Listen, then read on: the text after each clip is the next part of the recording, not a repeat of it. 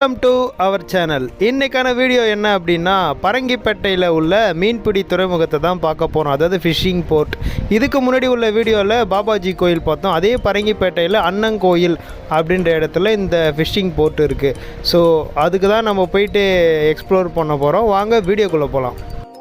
Fishing board உள்ள entry ஆன உடனேயே உள்ளார பார்த்தீங்கன்னா டிஃபன் கடை, அதுக்கப்புறம் ஃப்ரூட்ஸு, ஸ்நாக்ஸ் மீன்ஸ் முறுக்கு, புட்டு இதெல்லாம் விற்றுட்டு இருந்தாங்க. இதெல்லாம் தாண்டி போனோம் அப்படின்னா மீன்லாம் விற்றுட்டு இருந்தாங்க. மீன்லாம் எப்படி அந்த கடல்லேருந்து பிடிச்சி எடுத்துகிட்டு வந்து அப்படியே அங்கே விற்றுட்டு இருந்தாங்க. ஃப்ரெஷ்ஷான மீனுங்க. என்ட்ரன்ஸ்லேயே ஒருத்தவங்க ஜிலேபி மீன் வச்சுருந்தாங்க. கடலில் எப்படி ஜிலேபி மீன் வந்ததுன்னு எல்லாருக்கும் ஷாக்கிங்காக இருக்கும். அது கடலில் பிடிச்சது கிடையாது, அதாவது ஆற்றுல தான் பிடிச்சது.